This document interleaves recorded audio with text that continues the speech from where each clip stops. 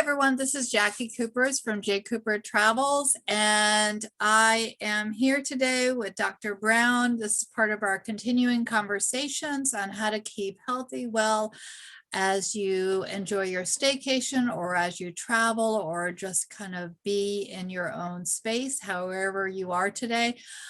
So I want to thank everyone for being on J Cooper Travels. I want to share for those that are new to the talk show and podcast a little bit more about what J Cooper Travels is all about. I started it a number of months ago with the idea that we were going to be traveling, and then transition into the idea that we all travel in different ways, both geographically as well as in our personal life. And so hence the idea of what is your New Year's resolution and how are you going to travel this year, both in your wellness, finance, and in your health, and also geographically, where do you want to go? So Dr. Brown has been helping us understand various ways that we can keep healthy as we enjoy everything in our life. Dr. Brown, welcome. And why don't you share with everyone a little bit about your background, because you have an unusual and inspirational story, and we're all about stories here. So thank you for sharing, and thank you for being on today. All right, thank you, Jacqui. My name is Dr. Tiffany Brown. I'm a naturopathic doctor, and how I got here is I had my own health issues. So I was going from doctor to doctor, they were doing what they were supposed to be doing. I just wasn't seeing no improvement in my health. So I just started looking into seeing what was the natural community doing, and in my process of trying to see what they were doing, they was doing a lot. I was so overwhelmed. So I just chose one product, and I took it.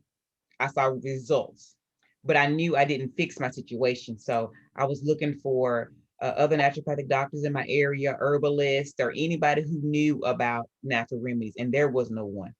So I was like, okay, I can do this. I have to go to school and do this. So now I'm here 4 years later. I have an online practice where I can see people from anywhere to help them. And that's really special, because a lot of times we find that we need to go find someone locally, but you actually can help no matter where someone is. And so I think that's great, because sometimes we need to just be able to pick up that phone and call. So today our topic is the celiac disease. So I know that I have individuals in my own family that have experienced that. Tell me a little bit more about what it is, and what are some of the symptoms that people might experience, and how can you figure out if you actually have it or not? Yeah, celiac is becoming more prevalent. Where at one time we heard about it and we didn't know much about it, but now we're seeing more people, and people understand what it is. And what it is it's a disease, autoimmune disease, where the intestinal wall is supposed to be like hills and valleys and hills and valleys for the absorption of the food we eat, of the vitamins and minerals. But with celiac disease, for some reason, their intestinal walls, the heels, become blunted, and as they become blunted, there is less absorption of the vitamins, the minerals, the proteins, anything they eat. It just goes kind of straight through them, and so these people will have like bloating, diarrhea, and just kind of. At first they don't realize it's a problem, but because those symptoms are so common and so many people have them, and so they just might keep going and not realizing what they have. But now people will be like, oh, because they've heard of celiac disease, and to go gluten free, so they might just go gluten free.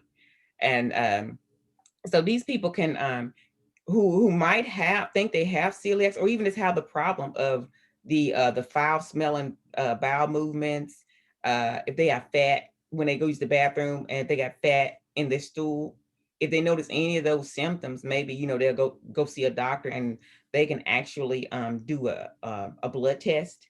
There's a couple of blood tests they can do to see if you have celiac.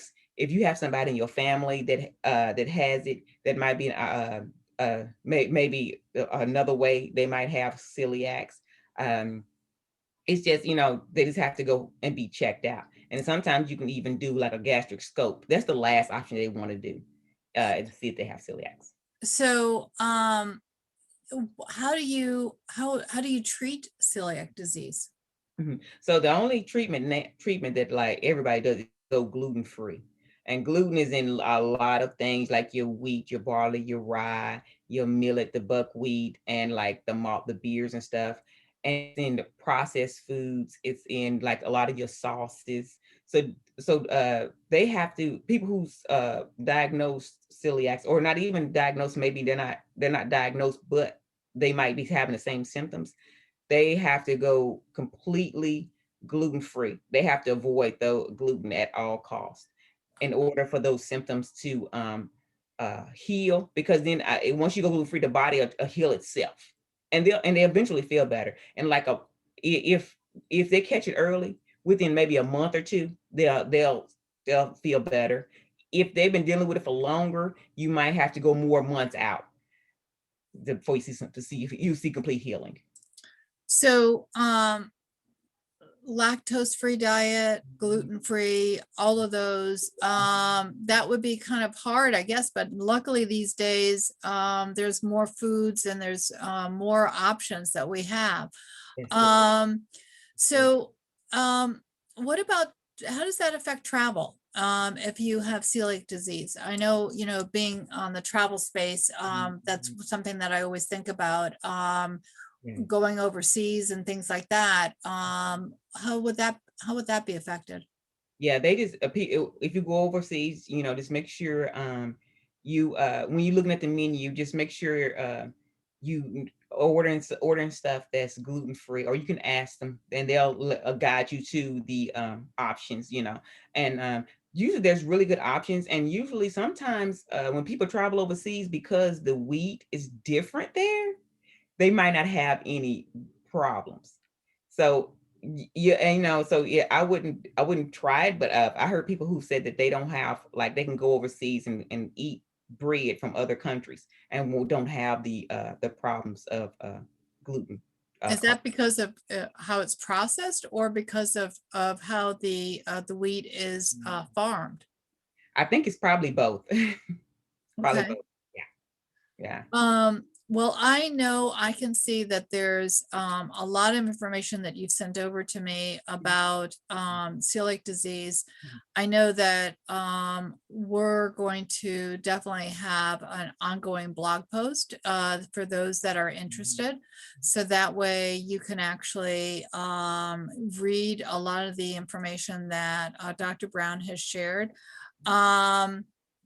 Are there any last minute things that you want to share in terms of how you, as a naturopathic doctor, might be able to help individuals who have celiac disease? I know that you're able to help in ways that might be not traditional. So what ways could you help someone? Yeah. What I do is I listen to my patient to see, because sometimes there's other manifestations or pathologies going on in the body because of the lack of the absorption issues with the food. And so then I know which supplements to supplement and how high to go, and to try to help them, through this course of rehealing their gut, and so improve their overall quality of health. So how long do you think that that would take if someone was able to go to you? And I know that there's probably no magic bullet, but I mean, would it take a few months, or how soon do you think that someone might be able to see a turnaround and feel better? Yeah. If like I said, if it's been a while, if it's been if they've been dealing with this for years and they haven't corrected the issue, or haven't they know they celiac, but they still having some symptoms, it still might take a while. I always say, 6 months to a year, and plus two, because also they might have pathologies, weak muscles, people, they lose weight. There's a lot of things going on. So it's like you have to rebuild the body back up. Yeah, no, that's very true. So share again, how can people reach you? Yes, I can be reached. My website is ndhealthcalls.com, is up in the corner. And also too, you can email me at clinic@ndhealthcalls.com, and I'm on Facebook. I usually operate through Facebook. So yeah, at ND Health Calls. Yeah, I'm there. I post maybe once or twice a week about different things that hit me. And if people want to see something different, just messaging me, and I'll post about that also. For sure. And for everyone that might be new to podcasting or to the video side of it, that contact information will definitely be in the area underneath the podcast. So if you're without a pen or pencil right now, you definitely don't worry about that. Just remember J Cooper Travels, and you'll be able to get that information. Or if for some reason, again, you would like to email me, I can get that information to you at jcoopertravels@gmail.com. So thank you so much for being on tonight. I know we have another conversation coming up shortly. So definitely everyone subscribe and like, so that way you're in the know of, other ways to stay healthy and well. Thank you so much. Thank you, Jacqui.